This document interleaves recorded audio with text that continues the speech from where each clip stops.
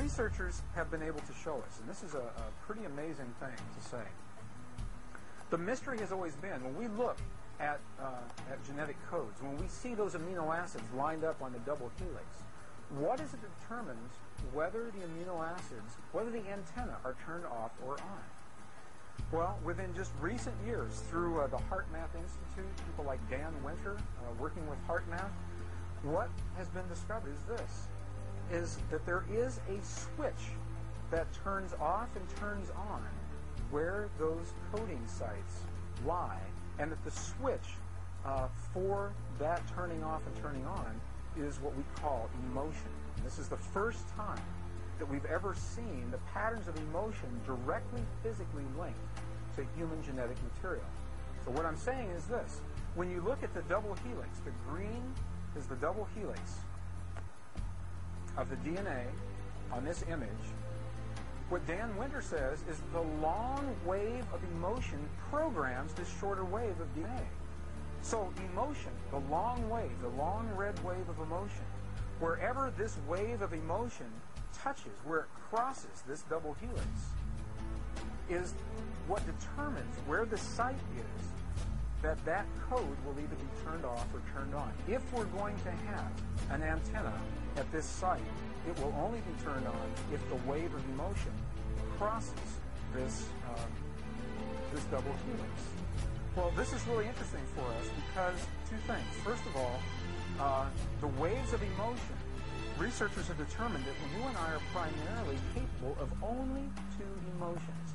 Many derivatives of those emotions, and two primary emotions, fear and love. Fear and love.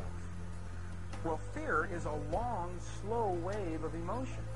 So this wave of fear is a long, slow wave and touches relatively few sites on this DNA. So an individual living in fear is limited to the number of antennae that they have available to them. Whereas an individual living in the pattern of love, this is love in DNA. You can see it's a higher frequency, shorter wavelength. We have many more potential sites for coding along that genetic pattern. This information, this is amazing. This is the first time we've ever had a hard digital link between emotion and genetics. And what we're saying is this, that the way you interpret and perceive emotion in your lives directly, linearly affects and determines how your body responds genetically.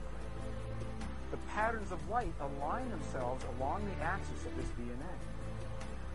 What they can say is, what we can say from this, is that DNA entrains light. Now, the really interesting thing was when they took the DNA out of the vacuum, the light was still entrained in that pattern, even though the DNA wasn't there.